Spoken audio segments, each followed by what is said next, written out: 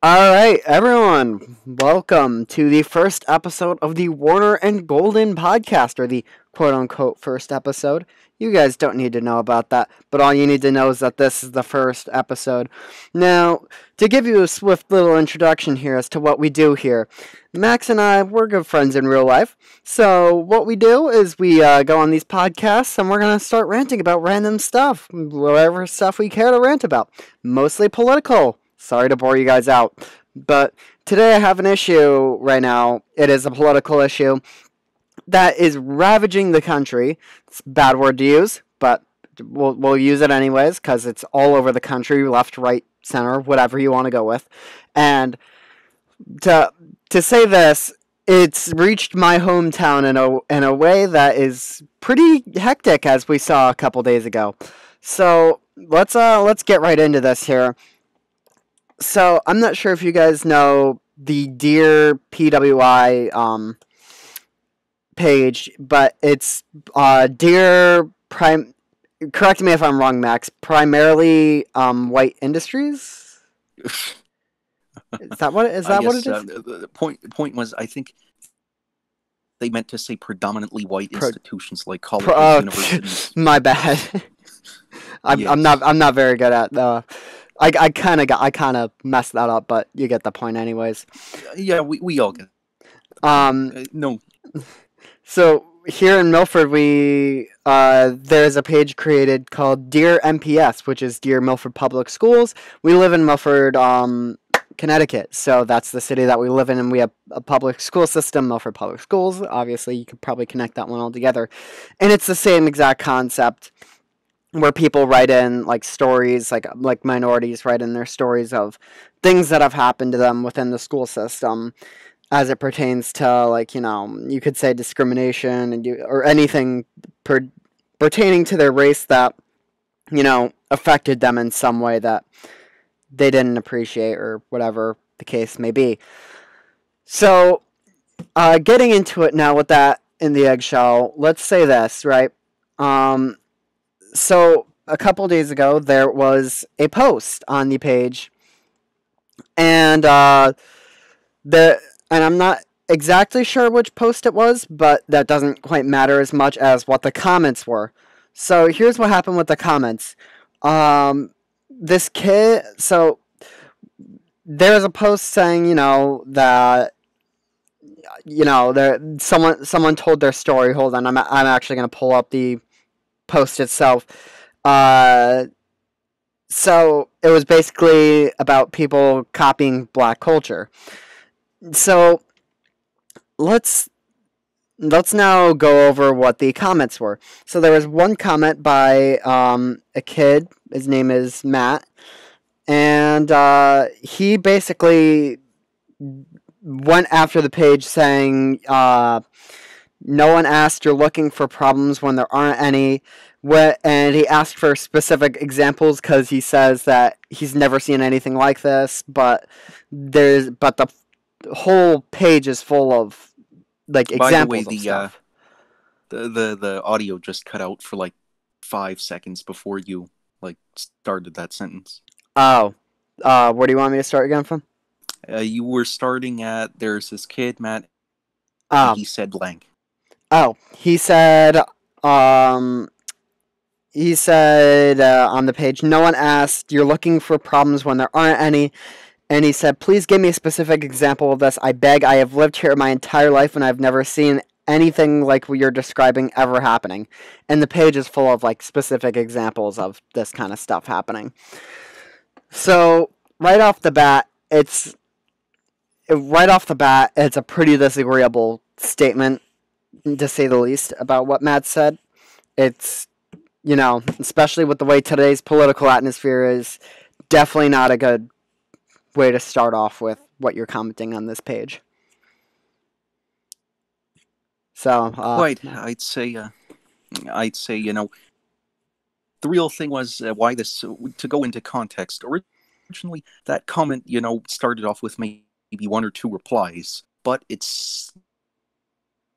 started like it sparked off an entire huge argument, which led to like the whole comment section being full of like 140 comments with a bunch of people left, right, center, just going at it, pretty much. Mm-hmm.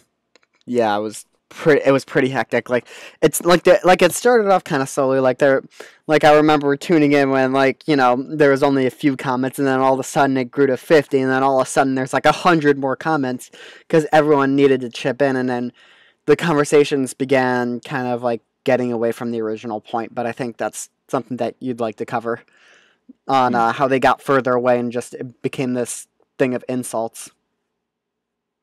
Yeah. I mean, originally the comments started essentially where, oh, I disagree, and then other people chimed in saying, well, we disagree with your disagreement because blank. And then afterward, it sort of devolved into like a Democratic Party, Republican Party. It started becoming political, even though the post was not originally political. And then it devolved even further, where people started calling each other communists. They started calling each other like a bunch of different names, and then it just started devolving, and eventually the person who runs the page decided to just delete 95% of the comments, and in order to restore order. Mm. And I would just like to say this just to make sure that I do get this out there. I think the Dear MPS page is amazing. I think what they're doing is absolutely great. It needs to be done as someone who is a bit of a minority himself. We're both minorities. I'm Jewish and Max is mixed race. So both have had our fair share of experiences within the school system, and we love the idea of giving people a platform to express their stories and how they're feeling within the school system. Indeed, I think it's a pretty good idea from the outset, but the whole comment situation did spark a lot of debates, and I guess that's what we're moving into covering. Mm. With that being said, the whole comment section, especially with what Matt said, did kind of, like Matt did give a lot of not so good takes, let's just say. But with that said, I I do kind of see this little thing forming of this kind of mob mentality in a way. This mob mentality, maybe even promoting cancel culture a little bit. Because what I tend to see in these comment sections, especially on these, pages on this sort, if someone disagrees at all, it's like a mob coming at them. Whether they did it in the correct way or the incorrect way, they still get a mob coming at them. It doesn't make much of a difference. And oh, okay, you good there? Yeah, you cut out right when you were saying mob mentality. Okay, so like when I said there's a mob mentality forming. Yeah, that's where you cut out. Ah, okay. So there's like a mob mentality forming, maybe a little bit of cancel culture, where you start to see this idea forming in the comments where if anyone has any like disagreement at all, it's like a mob coming at them. And whether they disagree in a respectful manner or they did it in a disrespectful manner, it doesn't make a difference because the mob still comes out to them the same way, and it feels like there's no room for discussion at that point because there's no room for anyone to have any disagreements or outside takes or anything like that. With that, I should also add, in light of yesterday night, the page actually put out an official statement. I don't have it in front of me. I'll paraphrase. They Oh, I, essentially I have said, it. like, I yeah, have it. I guess you can Okay, take that over then. so yeah, so here's the official statement from the page. It's actually very long. But I'll say this. I'll go over the bullet points that it says. Let us make this abundantly clear. This account is a safe place for people of color to share their stories, emotions, and opinions. Documentation of racism in Milford. Evidence of future meetings that the Culture Committee has with Milford Administration and Board of Education conferences. It is not a place for people to invalidate the stories of anyone who contributed, a place for irrelevant political debates in the comments, and a place for racism, hate, bashing, name calling, etc. We understand that there will always be hate and ignorance, and we will continue to stick up for our followers, spread awareness and information, and expel anything negative from this page. And that's pretty much the biggest part of it. Yeah, pretty much. And I mean, arguably, the page should have pretty much remained apolitical. I mean, that was the point in the beginning, you know. The whole page was originally apolitical, and then that one comment all of a sudden sparked off an entire debate, which was arguably it was civil at first, which is fine, but then it Civil started enough. devolving into like yeah, it was civil enough, shall I say, like at the beginning, and then all of a sudden it started evolving into politics, different political parties. This person's a communist, you know, like I said earlier. Yeah. And, when it gets, can you hear me? Yeah, I can hear you. Okay, just making sure that the mic wasn't cutting out again. So, to what I was saying though, it's like you also want to make sure that like there is room for disagreement and discussion. And I feel like when you have tons of people coming at you at the same time, it doesn't give it any room to become civil, even though it didn't start that civil in the first place. I feel like there was no chance for it to become civil with the way that all these people were coming at Matt for his statements. I feel like if it was like I because eventually it turned into like tons of different people coming at him at the same time, and at that point someone's going to get defensive because when you have tons of people coming at you at the same time, it doesn't matter what you think, you're going to get defensive about it. Yeah, I mean, pretty much we can all say that, you know, we've I mean everyone at some point or another in their lives has been in an argument. And I guess we could all say whenever we get in an argument or in a debate, we typically get defensive of what we believe in, our values, our political views, whatever it may be. So it made sense that this devolved, but eventually it devolved into a more, like I said earlier, it devolved into a more non-civil manner. And the way that it ended, pretty much, I left a comment, the big paragraph saying, "Come on, is there really any need for the lack of civility? Do we need to be like this?" Like, and then after all, the page, you know, decided to delete the majority of the comments. They did, to their credit, they left mine up. They left like two or three up, but otherwise the rest and the threads were pretty much gone. Mm, which is pretty much a good move on their part. Um, but that also did give space for someone to what word did I use? Yeah, to accuse me of stuff. So I got a comment at me, really, because I said I agree we should cancel Jonathan Law because of my own personal reasons that I have against the school, and I get people commenting at me, really, because all the comments you just deleted say otherwise, when I didn't delete any comments and I didn't make any disagreeable comments. Yeah, I mean, I think that was a mistake on their part because I guess they didn't realize that the page was the one who had deleted all the comments, not you. So Yeah, well, it's that sort of thing. If you're on the opposing side at all, it doesn't matter. But to give a further example besides this post, it happened on a different post about Emmett Till. Now, to give the story about Emmett Till for those who don't know, he was a black boy in the South. I forget which year. I think it was during the if Jim you want, Crow. It I was guess I couldn't like go into detail about it.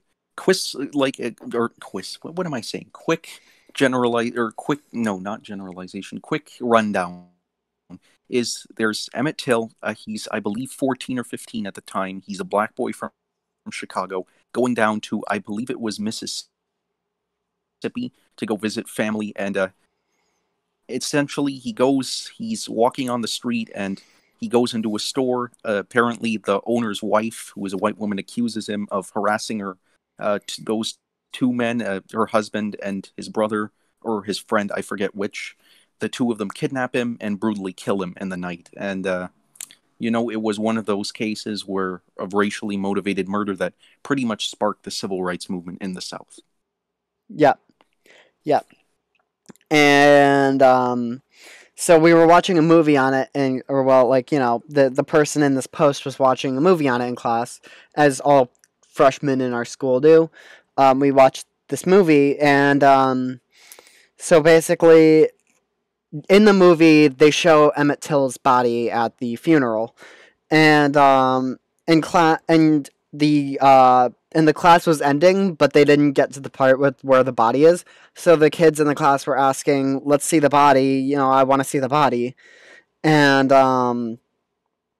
this person took it as if it was like to their entertainment, as if they were asking for it out of wanting entertainment, and that it was, and as if it was like hate motivated, I could say. Hmm. And that allowed for a commentator to say they're kids, they're gonna be curious, especially about such horrendous stuff. Doesn't mean they're undermining the tragedy, but they're just curious. And eventually that led to the page, along with a follower going after this person and not even really giving them a chance to talk. And you could tell that they were very prepared to go into the ad hominem arguments of, attacking the person instead of going after their points. As there's a comment saying, "Very brave to hide behind an anonymous account," really emphasizes how confident you are in this absolutely vulgar take. Hmm. And it's not that crazy of a take, honestly, to say that these kids probably could have been interested, especially when the body is in the movie. They're probably going to be interested in seeing what the body looks like, to get an idea of how far these people went to hurt, black people, especially black children back then. And like that and so I don't think it's that out there of a take to say that. To that person's comment, I responded with, "Okay, I love Dear MPS and what it's doing, but sadly, I do understand why they're behind an anonymous account. It's because of cancel culture. Like, a person trying to get across a point won't even get listened to and shamed for their beliefs or viewpoints, or potentially even facts, and there's no tolerance for outside opinion. It's all ad hominem. That's why I also ask for both everything that's been addressed on this account to be helped in some way, because they're real problems, and I have stories too, about my own ethnicity, being Jewish. I also ask for understanding of other people's views and professionalism." And then I said, "The person didn't make too much of a far off point and question the intention at a deeper level, which is vital for understanding when talking about something as deep rooted as this. Once again, I love Dear MPS and what they're doing, but I do just want to make sure to clear that up, because as someone who is a progressive, I'm very much against cancel culture." And you did cut out. I just want to tell you that around saying you love, you said I love Dear MPS, and then you cut out. Oh, so the whole thing cut out? Most of it, like 92%. Oh man, okay. So I said, "I love Dear MPS and what it's doing, but sadly I do understand why they're behind an anonymous account. It's because of cancel culture. Like, a person just trying to get a point across won't even get listened to and shamed for their beliefs or viewpoints or potentially even facts, and there's no tolerance for outside opinion. It's all ad hominem. That's why I ask for both everything that's been addressed on this account to be helped in some way, because they are real problems, and I have my stories too about my ethnicity, being Jewish. I also ask for understanding of other people's views and professionalism. The person who disagreed didn't make too much of a far off point and questioned intention at a deeper level, which is vital for better understanding when talking about something as deep rooted as this. Once again, I love Dear MPS and love what they're doing, but I do just want to make sure to clear that up, because as someone who is a progressive, I'm very much against cancel culture. I mean, in my case, I saw that comment, and the first thing I thought was, sort of with his point, we can all resonate. I remember we were all freshmen at one point. We were all doing that unit. Mm, I remember being in Mr. Healy's class doing that unit, and I can't generalize, this girl's like experiences. I don't know whether we were in the same class. I don't know whether we saw things differently, but we probably weren't in the same class. As far as I know, in my class, I remember people did say they wanted to see the body, but they didn't do it in a vulgar way, as far as I recall. And that might have been a difference of like we probably weren't in the same class. It might have been, the fact that she took it in a different way. Maybe I don't know. I can't tell. I can't speak on behalf of that girl or her experiences. But going back to the comment section, this particular guy, like, first of all, he was a minority too. He was just like expressing his opinion, and certainly, does he have a point? Likely so. And the way that they came after him, we should at least give people the civil chance to defend why they believe what they believe. We do, after all, have a First Amendment. There's a reason why we have a First Amendment, which is the fact that we ought to be able to discuss opinions and thoughts freely without being locked up or threatened with violence or etc etc. That goes back to the British colonial era, where if you said something like the king can go screw himself, you would get thrown in prison. yep, yep. And to that, it's like I do kind of see this forming within this page where they love to say this is not a place for anyone to like they said that it's a safe place for people to tell their stories and it's not a place to question anything, but you can't quite progress if there's no room for questioning anything. And that's why I think people should be allowed to say make questions as long as they're reasonable enough questions that is considerable. Like this kid's point of like they're kids, they're probably going to be interested in this sort of thing. And me being a Jewish kid, we could go into what happened with the Holocaust. We have a Holocaust unit every year, and they did, and the dear.mps account made a point that like no one asked to see the body of Anne Frank, but it's not due to the fact that Anne Frank is, taken at such a high respected level. She's taken about as respectfully as Emmett Till is. It's just that Emmett Till isn't as well known.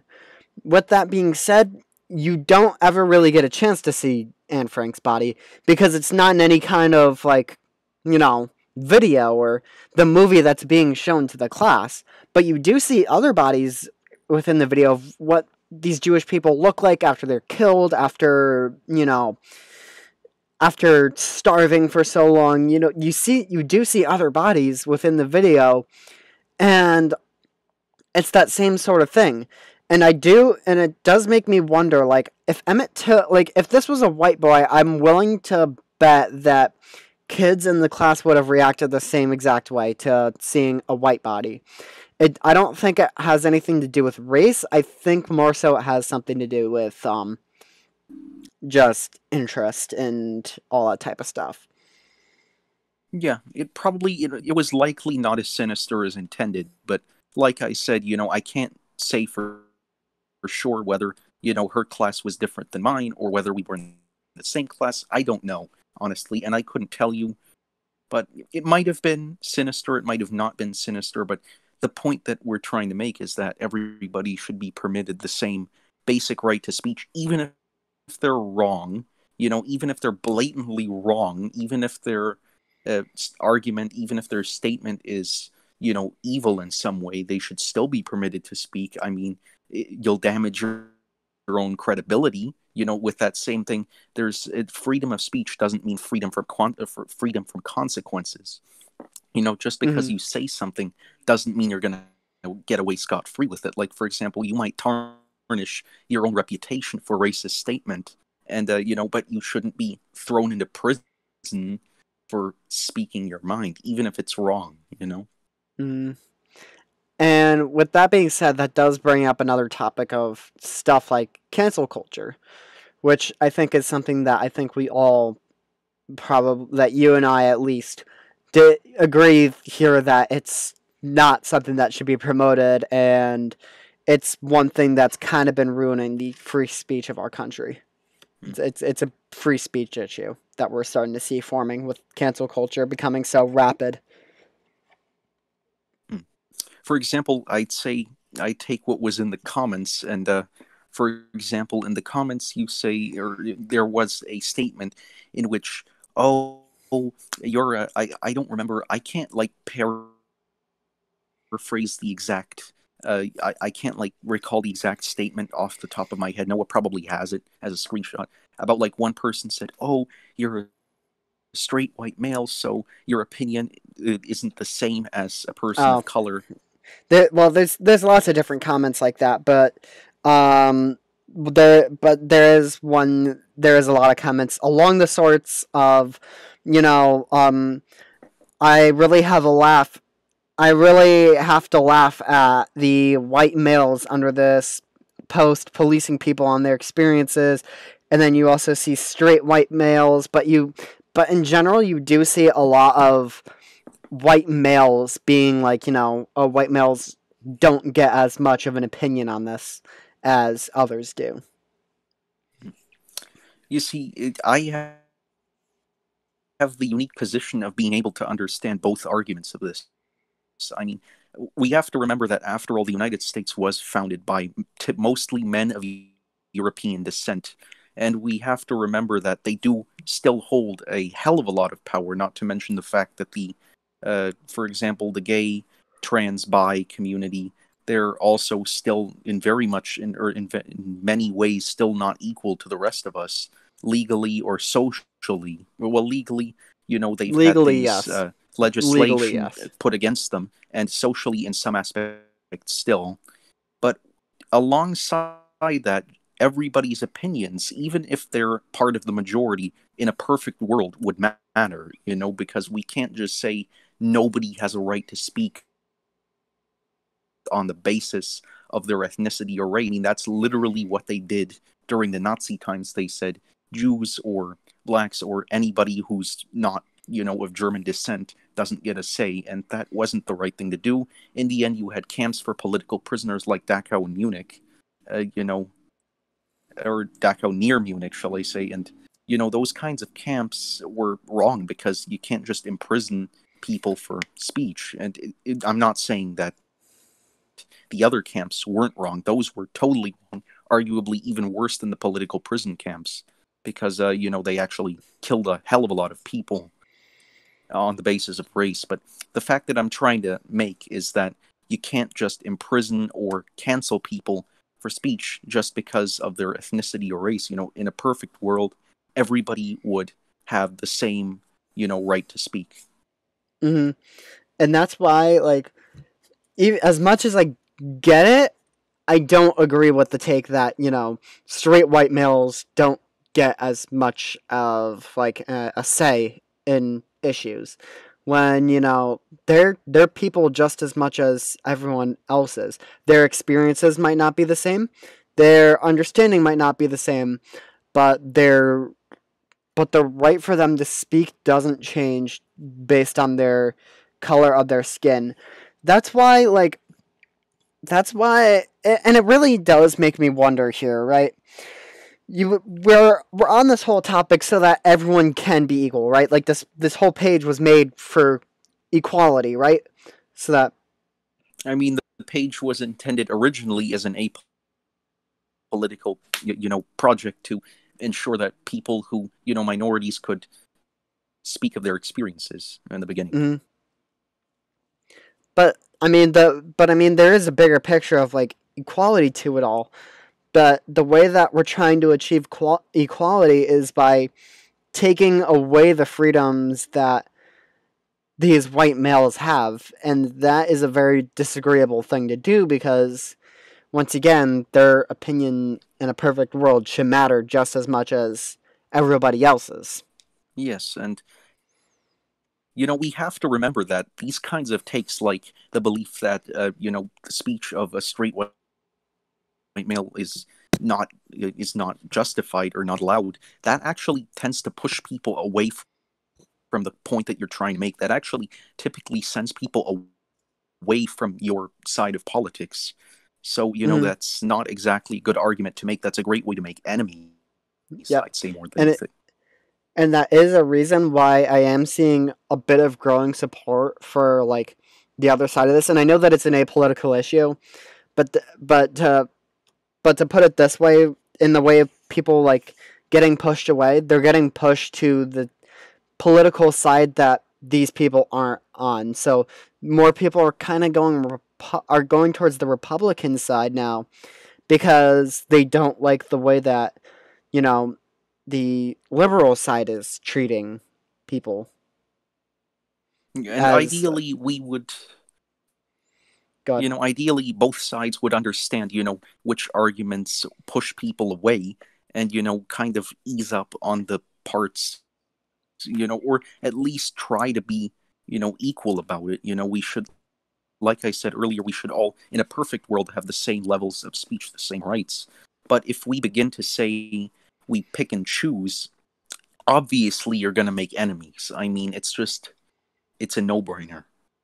yeah, yeah, and so with that, it's like I want it, you got to remember what you're fighting for, and if you're fighting for everybody to get along in this way, if you're going to push people away by saying that their opinion is invalid, you're completely working against what your point is. And that's a free speech matter. And when people's free speech is, when a certain group is trying to take away someone's free speech, they're going to go to the enemy group.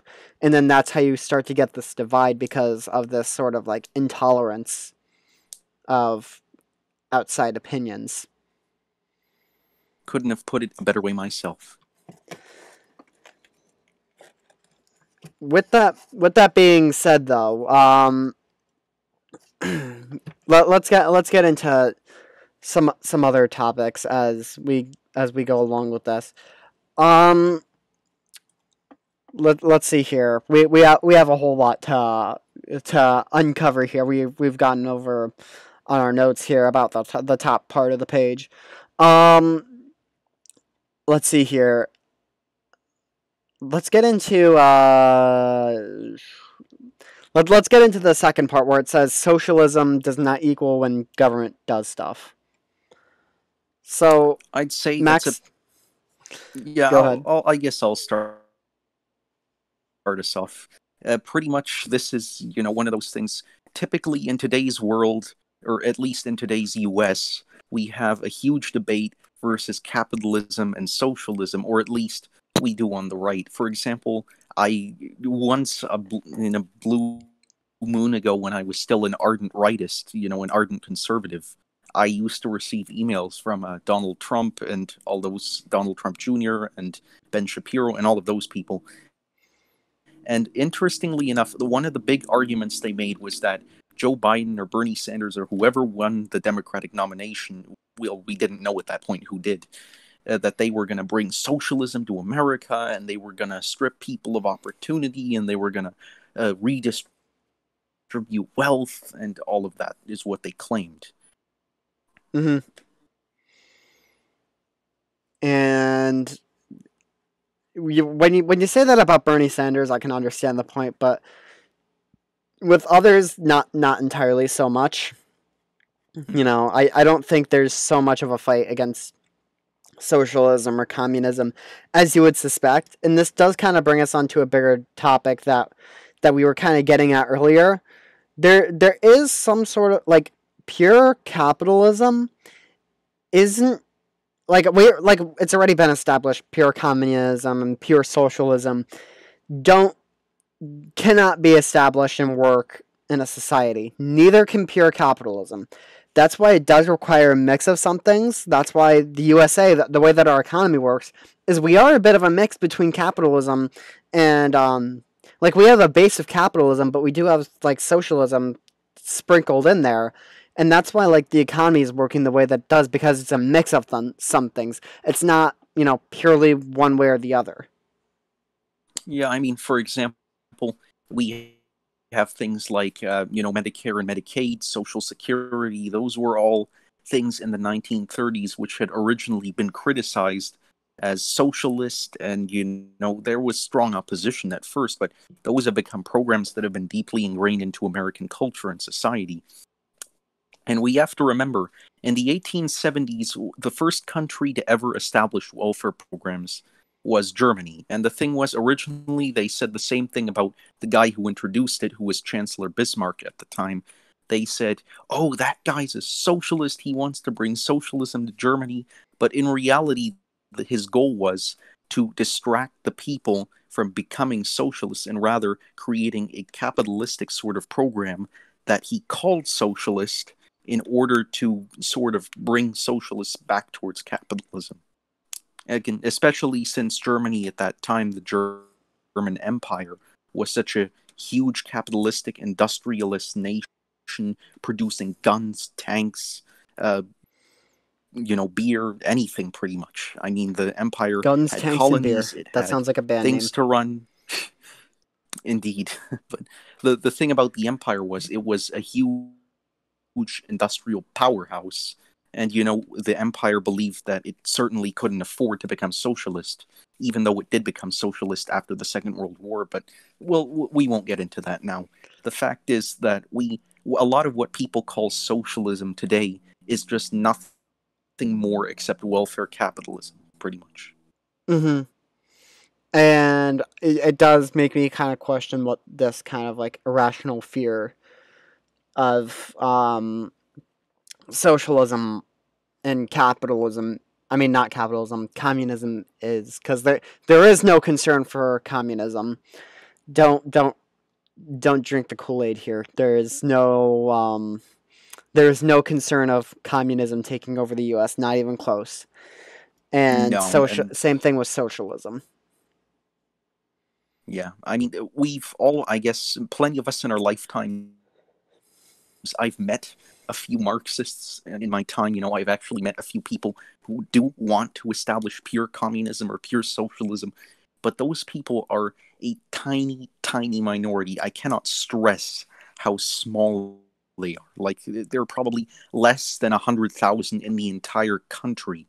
I mean, we hear now increasingly more from the right that Antifa, the anti-fascist action, or the more socialist-based organizations, which aren't even organizations; they're loosely based confederations of sorts.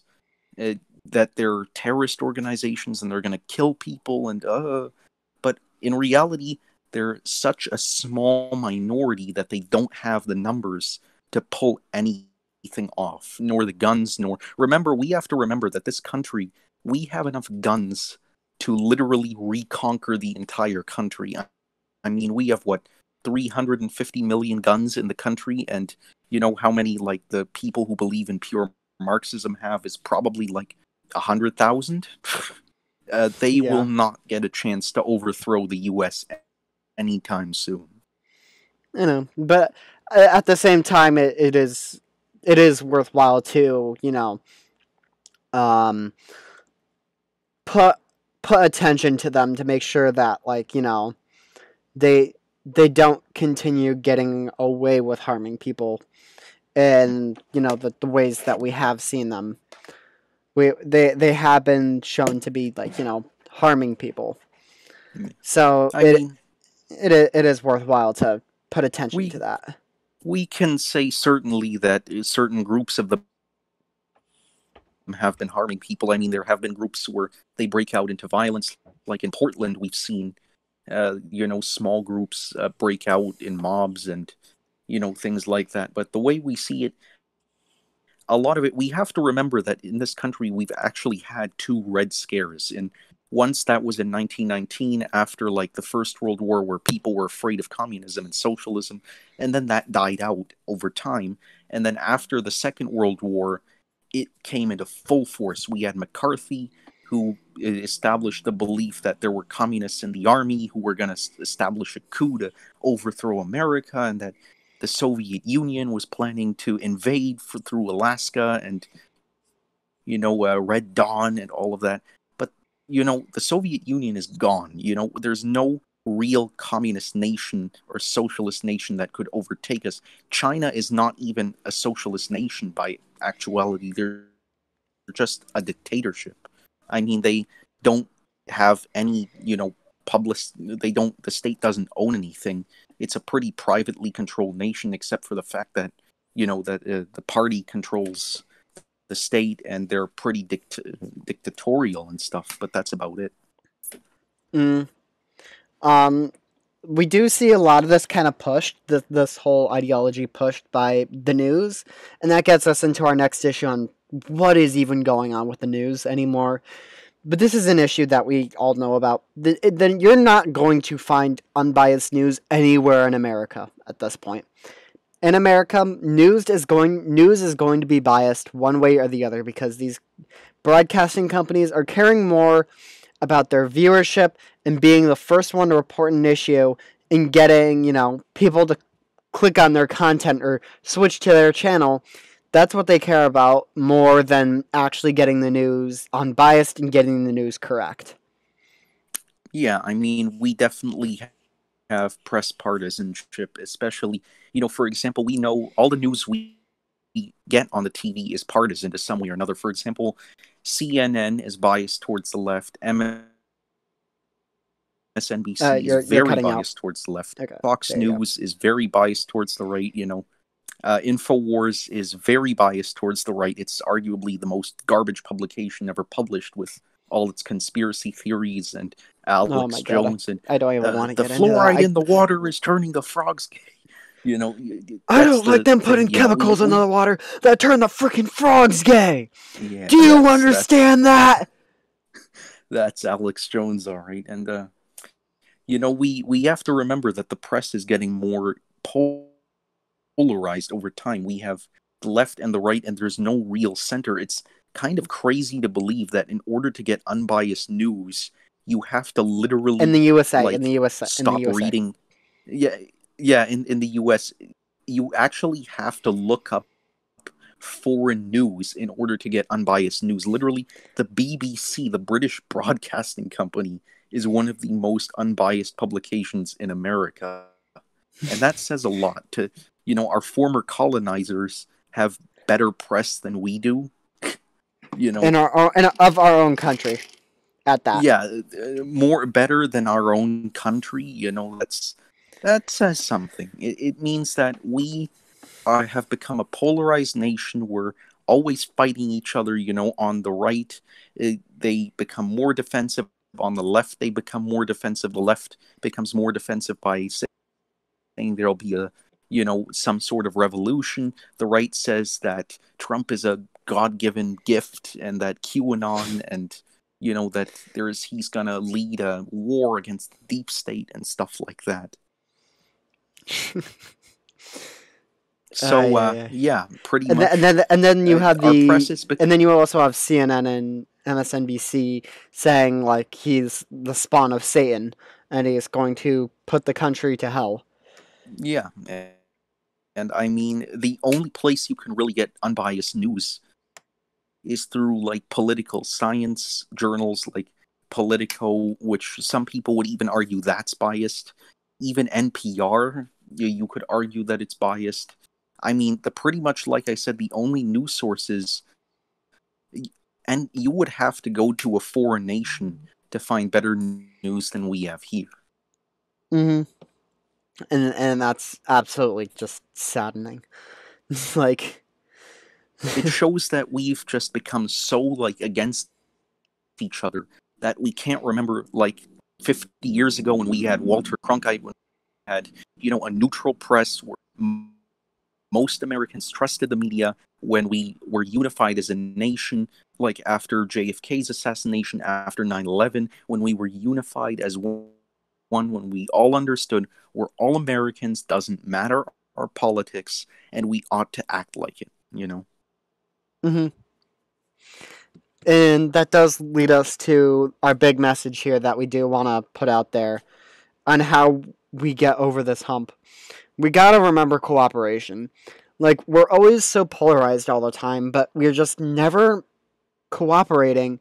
And that's why things like, what we saw in dear.mps earlier, as we mentioned, the reason why we saw fights break out the way that they did, of people throwing insults one way or the other, and the reason why it devolved into this political yelling at each other is because there is no cooperation. There's always just this intolerance on both sides of nobody wanting either side, like no one wanting to listen to either side.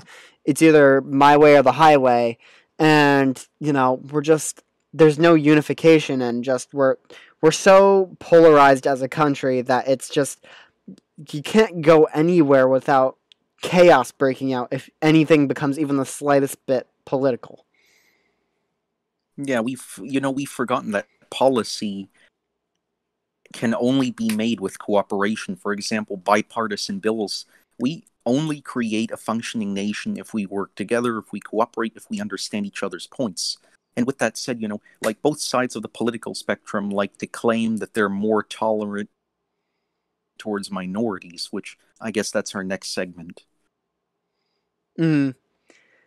Um, to get into that, as we said before, there is this whole fight against straight white males that I do see, and it's like, why are we trying to take away their opinion? Like, wouldn't your fight be to give to wouldn't your fight be to make sure that everyone has? Oh,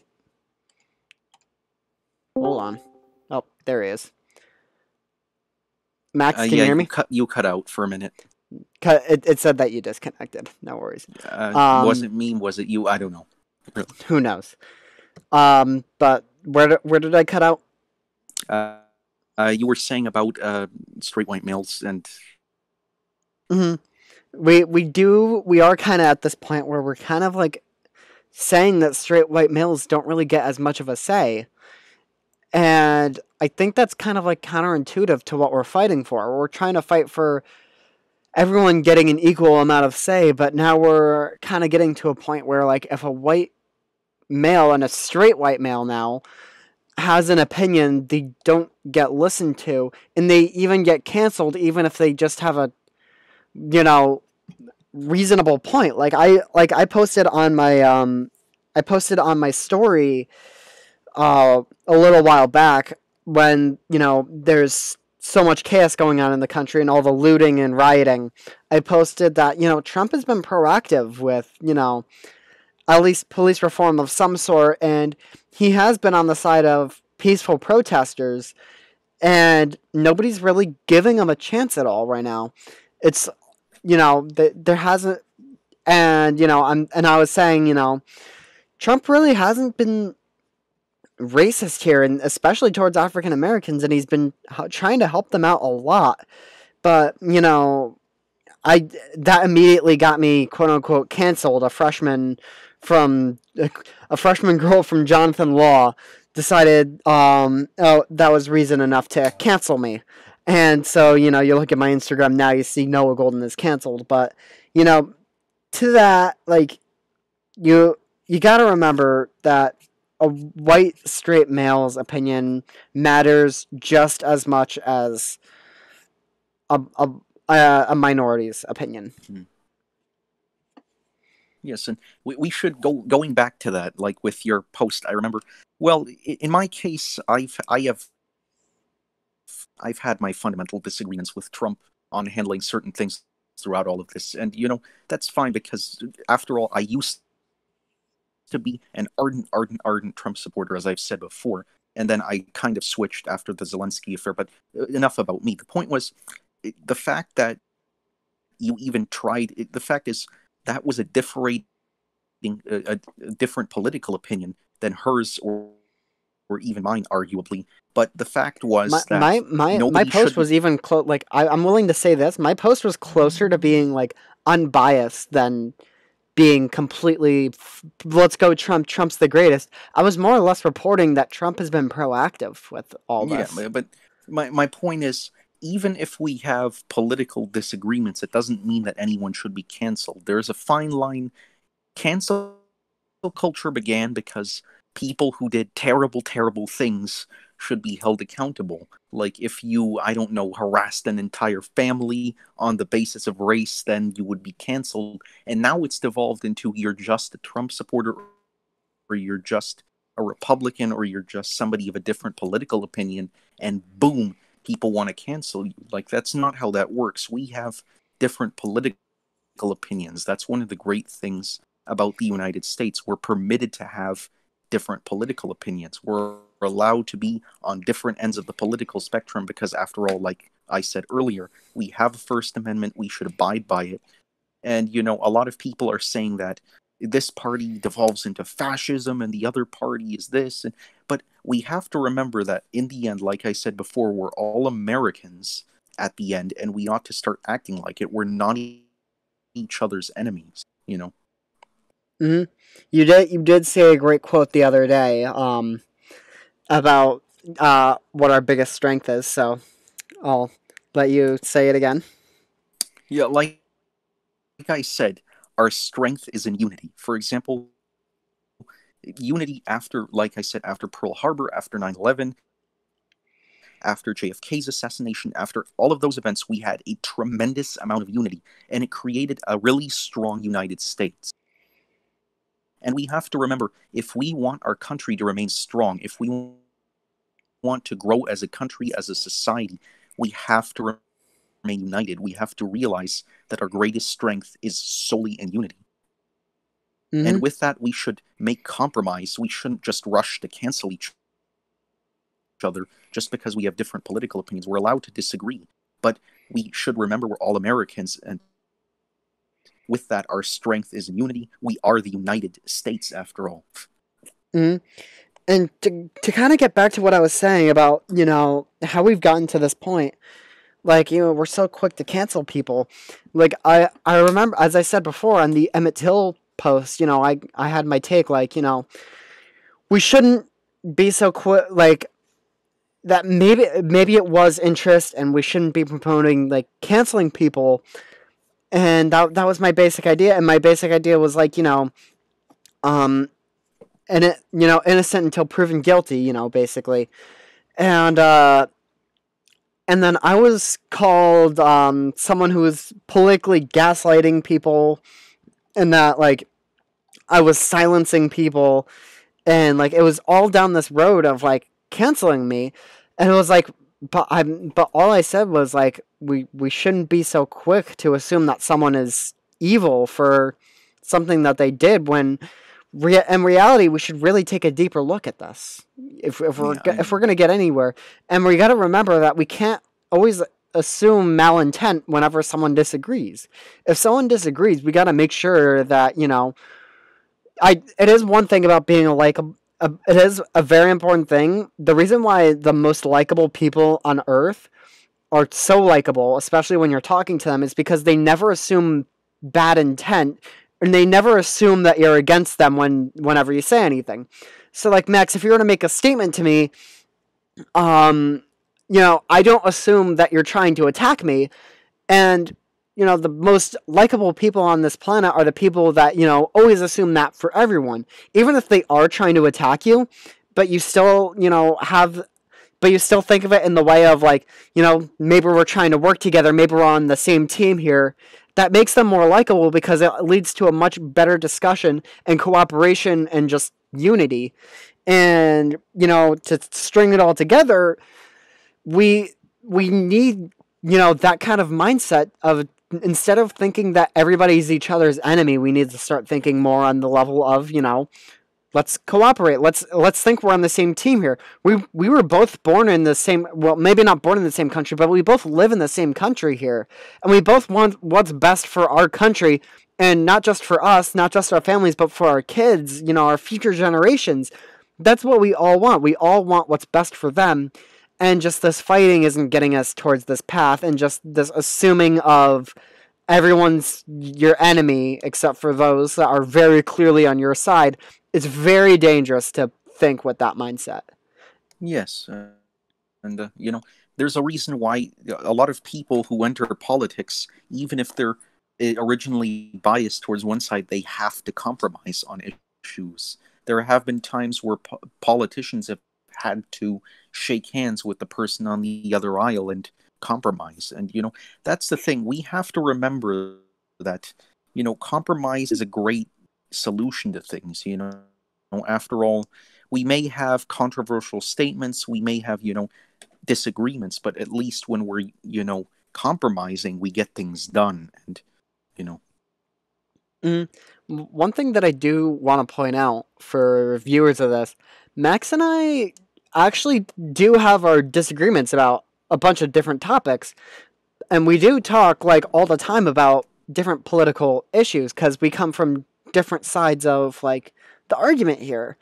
But you never see us, having an argument about anything because him and I do know that we need to have a conversation. And typically when Max and I talk about a political issue, usually him and I meet in the middle somewhere and we do kind of like have our opinions changed, even if it's a little bit. We do kind of have our opinions moved one way or another because we're both cooperating. Like I remember the other night we had this discussion about illegal immigration. And Max, you remember this conversation, right? About illegal yeah, immigration? definitely it was a pretty good one. We went into it with, differing opinions on the topic. And we came together to this one spot where we had a bunch of different, like, we came to a bunch of different agreements. Like, the crime rate, of course, is, disproportionate. But we do need to remember that, people deserve more opportunities when they're coming into this country. And I never thought that I would, have my opinion changed as much as I did. But when you're having that kind of cooperation, it's amazing what can happen when, you do have that cooperation. And definitely, we should remember that compromise has made things change in the possible, or in the past. In the past, it's been possible to use compromise to our advantage. For example, in the late 1800s, early 1900s, we had the FDA came in as a result of a compromise. People originally said no regulation of the food market, and then people started getting sick, from lead in candy and stuff. And people shook hands and said, all right, you know what? We'll give you an FDA, but you agree to allow people to continue making food as long as they agree to compromise on what ingredients, Mm-hmm. and for example, in let's say the 1970s, 60s, we began to compromise on the fact that, people between gun control and the Second Amendment, those things should not be on opposite ends. You can still support the Second Amendment while pushing for reasonable restrictions. For example, that the mentally ill who are in danger of committing murders or suicides should not have them, or that, for example, basic reforms or background checks or such. Compromise creates good policy because you have a little bit of aspects, you have some aspects of both. And that You get the way you best can of have both both sides worlds. agreeing to best of both worlds. That's how I couldn't have put it better. Mm-hmm. And that's exactly how you grow stronger as a country. That's exactly how you grow stronger as people, and that's exactly how you grow. That's exactly how you make more friends.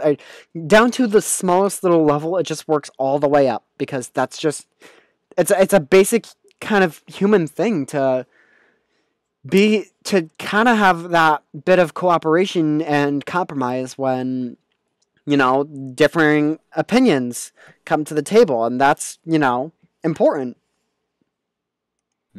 Definitely. So, with that, any other things that you'd like to mention? I, I mean, pretty much we talked about pretty much everything. We talked about, the differences between the right, the left, cooperation, the whole experiences, dear.mps. I'd say we pretty much went through everything. Hmm. All right. So, with that, we've reached almost exactly an hour long with this. So I'd like to say thank you for everybody that tuned in for this hour-long podcast. This is just the first of many podcasts to come. So once again, thank you for everybody who tuned in to this Warner and Golden podcast. This is our first episode of but whatever name it is, we're just gonna call it episode 1, I suppose, the pilot episode. But Sure. but if there's one takeaway that I do want the viewers of this to walk away with, it's that we need more unity and cooperation and compromise within this country if we're going to get anywhere with where we're going. And the way that I see it, if we're restricting people from expressing their opinions, then we're not getting anywhere in this country, and we're not gonna grow as a society, and we're not going to create any new policies, and we're just going to stay in this same limbo of fighting, and we're just going to tear each other apart to our last bit if we don't find it within ourselves to accept other people's views. Yeah, definitely. And we should remember that unity, of course, is necessary, because if we're not unified, eventually, if we become too polarized, there might even be a civil war. And, we don't want to kill each other over our disagreements. We should at least, talk about it before we start blowing each other's heads off, Mm-hmm. And sadly enough, we've already seen shades of that with the way that our country is today. We've seen small bits and shades. Obviously not Civil War level, but we've seen those kind of views taking place. And that's something that we definitely need to stop. And the second that we start seeing people dying, everyone loses at that point. Who's going to win this? Who's going to win this? I don't care. Who's going to lose it? America is, if we continue down this path. So, totally true. With that being said, everyone, thank you for tuning in. And Max and I will see you next time. See y'all. Of course. To all of you, enjoy your day, and thanks for tuning in. All right. See you, everyone.